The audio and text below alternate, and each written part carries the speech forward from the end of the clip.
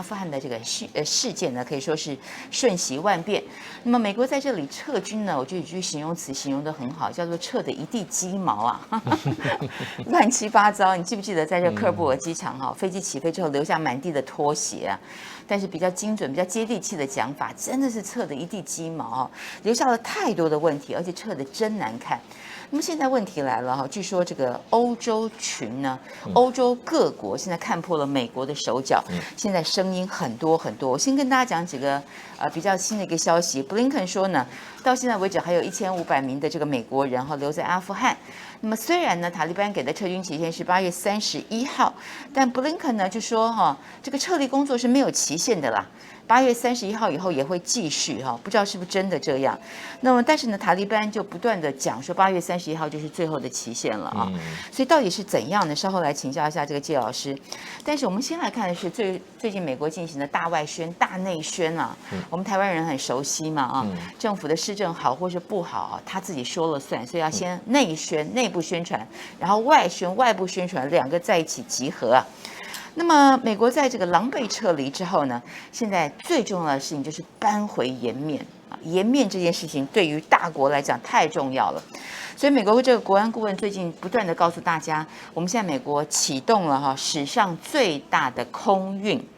这件事情很重要，什么样的空运呢？为什么要空运呢？这是结合了后勤啊、外交啊、人道主义啊、安全等等这么多的目的，所以又是我大国的责任，只有我大国的肩膀才扛得起，只有我才有这样的一个能力啊。那 Sullivan 很自豪的还要再加一句，他说呢，这种事情没有别的国家做得到啊，只有美国做得到。然后拜登呢也一样哈，说现在开始是全世界规模最大、难度最高的一场空运。然后呢，就讲到了我们看到过去的73年前的柏林空运柏林空运我不知道大家了解那段冷战的这个历史搬出柏林空运，这能够跟这个阿富汗的这一次撤退来相比吗？第一个当然这个时空背景不一样了技术环节也不一样，还有人家柏林空运运的是什么？运的是物资嘛但现在阿富汗撤军撤的是什么？撤的是人呐你丢米跟丢人感觉上是完全不一样的。我们稍微来说一下这个柏林空运在73年前。柏林当时大封锁柏林大封锁被谁封锁呢？被苏联封锁。当然，简而言之，言而总之，苏联希望把这座城市拿下，所以就封锁了它的所有的道路，封锁了所有的铁路。我看你能够撑多久？那么时间点呢，是从1948年6月24号到1949年的5月12号，大概接近1年的时间，长达1年时间的封锁。大家可以知道，在这个柏林这座城市就是物资，所有东西都稀缺，汽油啊、物资啊、医疗用品、生活用品都没有。但是呢，对于美英的西方国家来讲，他怎么能够忍受这座城市落入这个苏联的手中呢？所以这个美英就展开了人类史上最大的空运跟补给。什么样的一个概念呢？你想想看，1年当中飞行次数将近有30万架次啊。30万架次提供的食物、燃料啊等等不计其数，这真的是人类自从有航空器以来史无前例的一种大规模的运送，确实是如此。从1948年的11月份开始就不停的派飞机去飞柏林，当然过程当中也有一些这个飞行员是殉职啊等等，有些飞机坠毁但是没有办法，就是因为苏联截断了柏林的所有资源。那么这场这个柏林空运被认为是人类史上的这个冷战时间最伟大的人道救援。所以这个季老师你怎么看现在拜登又旧事重提嘛讲到那个时候他其实还年纪很小的柏林空运，要把他现在跟狼狈灰头土脸的阿富汗撤军相提并论，你怎么看？其实柏林空运后来美国赢了。因为当时这个占领德国的时候它是各占一区嘛，对，柏林也是各占一区。柏林的话，事实上有东柏林、西柏林。东柏林就是苏联的部队占的，那西柏林就是美国跟英法的军队占的，所以它就切了。可是柏林在整个东德区域内，所以那个时候美国俄罗斯就可以把它整个封锁住，那柏林就变成西柏林，就变成一个孤岛。西柏林跟西德中间没有直接连接。所以它就是一个孤岛，所以它就要空投。所以苏联那时候这个斯大林是要把美国赶出柏林，对，那就拿到首都就全部拿到了。那美国就誓死不屈嘛。对。那以当时美国的国力啊，美国的这个实力，他撑下来的话，那斯大林达不到目的，他也就放弃。所以美国那一次是一个成功的军事行动，确实。那成功的把西柏林保下来了。对。也就是美国没有被斯大林赶出西柏林。那所以这个代价就很等于说付的代价是值得了。对。那所以美国人讲到这个柏林空运，他们是很自豪的。对，很自豪。也就是说，维持了柏林西柏林人的自由跟民主。对。然后西柏林在整个的冷战时期是等于西方民主国家的一盏灯塔。在东欧的这也符合这个美国的这个英雄主义嘛，对不对啊？英雄主义的救援成功嘛，对不对？所以他们很自豪的。所以，可是现在相对于这个狼狈被赶出阿富汗这个是强烈的对照。我觉得他们甚至连我刚刚看就是说911他们这个纪念活动他们都没有很高调的来举行那事实上，就美国人来讲这个时机对美国人来讲可能也不是一个对拜登很有利的一个时机，就尴尬嘛，对不对？尴尬的不得了。本来是希望说这个20周年风风光光的撤军宣告美国人这个911的同胞安息吧，对不对啊？仇已经报了，世界的秩序我们已经整治好了。但后来就发现不是如此所以现在美国政府在急于进行这个国际的公关就不断的把这个柏林空运拿出来跟这次狼狈撤军来比较。别忘了，到此刻为止，听说这个喀布尔的机场每天还是成千上万的这个西方人等在这里有很多很多的这个欧洲侨民土耳其等等，撤军行动还是很不顺利，到现在为止。对。那么说是说这个8月31号但是会不会有变数，也很难讲就看这个 CIA 的局长怎么去谈。那么最近呢，我刚刚讲到这个欧洲嘛，我倒是想谈一下，听说最近欧洲对美国非常非常的不满包括美国英国、法国还有这个德国、意大利全部都在抱怨什么呢？抱怨在阿富汗撤军这件事情上，拜登本来承诺要大家好好的来谈，但是据说呢，最后根本没有协商嘛，都是他一个人在发号施令，美国在发号施令欧洲人不太爽，但事实上呢，欧洲人好像也常常习惯就是跟随着美国听随着美国的发号施令。我们看到现在科尔布尔的撤退一败涂地之后呢，尤其是北约过去那种以美国马首是瞻的运作方式，很多欧洲的专家在讨论，是不是从此刻开始也是个分水岭，需要改变了。欧洲人也比任何时候都相信我不能够纯然依靠美国来照顾我自己的利益，所以现在有很多的呼声欧洲你要长大啦你是不是要独立了要行动独立，要战略自主等等。因为这次塔利班的快速攻占嘛，不只是美国情报失灵，当然欧洲也情报失灵，特别是非常非常尴尬，北约所有官员尴尬的不得了，因为暑假期间很多根本就在度假嘛，拜登也在度假美国大使也不在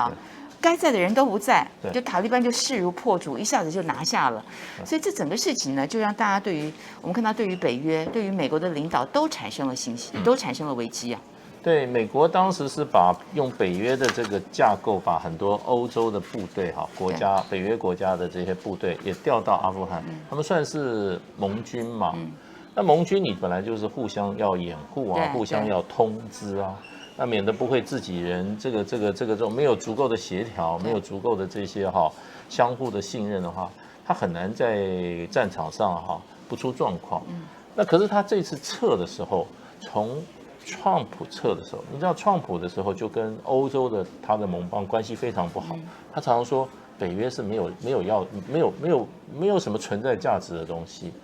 然后那个时候马克宏很火，他就说北约已经脑死了。脑死的意思就是说里面根本就是一团乱，没有协调，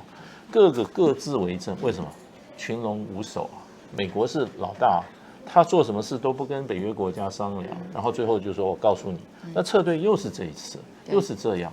那英国的反应最强烈，英国说他们的首相Johnson打电话给拜登，等了36小时没回电话，所以英国人非常的不高兴，非常失礼非常失礼。然后呢，美国很多行动都自己行动。然后当时德国不是说去了只载了7个人出来，然后荷兰有一架飞机载出来，没有一个都没有上，为什么？因为听说美国跟那些外国的飞机，美国有飞机优先啊，你英国要插进来30分钟，30分钟你停下来，你就要30分钟你就给我离开。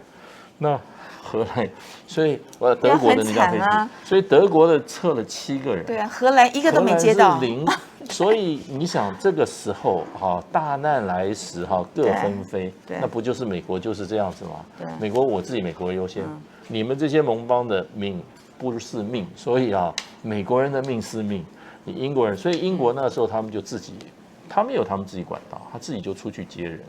那后来协调大概比较好一点，可是当开始出来的时候，最紧急的时候，现在已经过了，最紧急的时候，你就看出来美国这个是不是值得信赖的盟友？可是美国就正好用他的行为，让他的盟友对他都失去信任，所以这一次的这个阿富汗大撤退不像那个2次大战，现在英国人还是讲登克尔克大撤退，撤出30万这个军人，这次大撤退在历史上也会列入教科书，就是负面示范，因为美国让所有的盟友对他都极度抱怨。然后前一阵子开这个 G7会议其实拜登要找他们的原因是什么？就是要分配移民，不就是难民？因为拜登不准备把这些阿富汗难民接回美国，他要英国也承担，大家都要承担一点。对，那听说韩国也被人家找去了。韩国也被美国问说，你们分摊给韩国舆论非常非常负面。他说美国老是要闯祸，最后要我们这些人替他我们台湾也会分到一些吗？我希望那个蔡英文这时候保持冷静，不要对美国太这个坚若磐石。那我觉得就是说，现在美国是一团乱了。然后欧洲的盟友都希望他8月31号不要撤。可是拜登坚持8月31号要撤，而且你想想看，你把你的情报头子派去跟塔利班谈，你有没有先跟你这些盟邦先打个招呼，或者你跟他谈了以后，你回来情报分享一下？我想以现在拜登的团队的风格的话，他是我行我素。可是布林肯现在又讲他说8月31号之后还是会继续就看起来讲得很有自信的样子不知道这是一个大外宣还是怎样。所以确实美国现在大外宣、大内宣搬出这个柏林空运但是大家的眼睛是雪亮的，而且现在媒体都有记录所以我觉得很难用这种粉饰太平的说法去掩盖这个事实了。那现在很多人就在问，光是这个撤军撤的这个一地鸡毛，美国到底可不可靠呢？这是欧洲一直在思考的。透过这次撤军呢，就发现美国并不可靠在大难来的时候呢，管你这个什么盟友，我自己的人先闪另外呢，当然，其实长期在这次事件之前，其实美国就在讨论，欧洲各国都在讨论。大家也知道嘛，美国这次为什么要撤军呢？因为美国的各项外交的措施重点等等要转向对付中国这部分也引发了这个欧洲各国很大的一个焦虑因为大家的看法不太一样。那么大家也有一些这个利益等等你这个做法会不会影响到我的利益呢？而这个在撤军失败之后呢，大家就开始讨论欧洲的这个战略自主这个时候是不是应该是一个好时机？欧洲各国有谁可以出来登高一呼，能够摆脱这个美国的情绪勒索呢？现在最有兴趣的就是这个马克宏。马克宏他的前任也就谈，因为其实这个欧盟的整合基本上他就是要摆脱美国对他的控制。那他的整合从经济整合到政治整合那到现在他已经有说他的共同防卫跟这个外交的代表，所以他在这方面已经有一个雏形了。那他过去我记得他们曾经找过一个西班牙的政治家做过他们的这个方面的所谓的高专。其实就是要整合这个欧洲军队，在这方面蛮难的，因为军队的这个就是说相互之间的联系，共同作战对，然后还有这些参数，武器的参数都是高度机密，对，那这个只有在北约的时候他有这个能力，因为他建设了几十年，所以协同作战，北约有这个能力，可是呢？欧洲彼此间如果没有美国扮演一个角色的话，他这个军队之间协同作战有实际上的困难。所以我其实观察他们做这个欧洲军队也做了差不多10几年了。最近几年进展不多。那他需要一个怎么样一个事件来给他加一个新的动力。我想这一次就是说阿富汗这一次欧洲军队受到的教训哈，我想是一个新的动力。那我认为他将来可能的练习的场所会在中东，因为美国的中东政策就是9·11以后，美国在中东打几次战争哦，那个最后的恶果都是欧洲在承担。是啊，欧洲为什么现在很民粹、很民族主义化、很左倾？就是美国打这几场战争打出来的难民哈，都涌入欧洲，所以欧洲就帮他承受难民。所以欧洲现在他发觉他们在这个阿拉伯世界啊，跟美国利益根本不一样。美国想打，他不想打。比如说现在对这个伊朗，欧洲是非常积极的，希望真正伊朗进入一个和平的状态，进入一个稳定的状态。他发觉美国不是这个想法，美国是在伊朗借着伊朗问题呢，插手整个中东的事务呢，然后呢制造动乱。所以我觉得就是说，阿富汗之后那个有这个切身之痛，欧洲各国有切身之痛。我觉得他们可能会在伊朗问题跟这个阿富汗的未来的重建问题上哈，我想会走自己的路。那这个路走下去的话，我想也是美国在这个所谓的全球安全集体安全体制这个北约这个架构以下开始裂解的，我觉得会是一个比较快速的开始。所以我说这一次阿富汗事件又是美国角色的重新被界定，那么美国变成一个孤立主义。人家以前说川普是孤立主义，后来发觉拜登孤立主义倾向更强，就是说通通撤回美国。那他撤回美国，现在用的是说我要把军力调回亚太，那印太，可是不是如此呢？我觉得后面还值得观察。那眼皮子底下比较急的事情就是8月31号全数撤离这个承诺能不能达成？事实上，之前这个拜登在去年跟塔利班签的撤军协议是5月嘛那5月已经延到了这个7月，延到了8月塔利班其实已经放话了所以8月31号就是一个最后的底线，没有办法接受呢再往后延后撤军，这就叫做跨越红线可能又要爆炸了那当然，现在这个美国 CIA 的这个局长去谈，您怎么看这个8月1号前撤军为什么会这么困难？我觉得基本上就是说，美国国内其实给拜登一个压力，就是说，你要把人给我撤完。是啊，你现在拜登讲的很经典，就是说，美国公民跟美国绿卡持有者，那其他美国的军方的就阿富汗人里面，议员跟他使馆工作人员，你当初帮他工作的那些人嘛，对不对？可是这些人太多了，这些人有差不多6万到8万这么多，包括他家属啦。那现在这个，我觉得我的观察是，拜登不想要接这些人。那现在接的这些人，我今天听他们最新的就是说，美国人都可以回去了，然后美国绿卡都回美国了。大部分这些人现在都在美国，在附近邻近的美军基地里，卡达什么都放在那边，他还要重新审核他们资格。说的时候是安全，说怕里面这个有恐怖分子。可事实上，我觉得美国从头到尾就没有，尤其拜登就没有想把这些阿富汗人都带回美国，他是想把他送给谁？送给土耳其，送给英国、德国，对，这些他的。我是把你接出来了，但是我家也不想容纳你，他不容纳，他还是叫别人去买单了。那所以这个就变成就是说，所以拜登其实他也说，他再留下去，他要一直接吗？对不对？他现在要把这个等于止血，所以事实上美国人也支持他尽早撤离阿富汗了。所以他这个8月31号我觉得他还是会把它做一个阶段性的停止。那么后续怎么做，就看他的 CIA， 就看他的这个中央情报局局长跟塔利班怎么来谈判，因为美国需要塔利班的配合嘛。对，所以听介老师讲，大家就很清楚这个撤离不是像大家所想象的飞机一接接回去就没事了，主要是因为他不要接到美国他放在这个其他的地方，那恐怕就还是要有一些外交的一些斡旋一些各方面的一些对接找住宿安全问题等等，健康等等，它这个部分其实是蛮复杂的一个这个程序了。难怪是目前看起来8月3号呢，31号是不太乐观但是布林肯已经放话了，认为8月31号会继续。那塔利班会不会发飙呢？这个 CIA 的局长目前正在谈，能不能够谈出一个让大家都满意的结果呢？我们下次再来谈。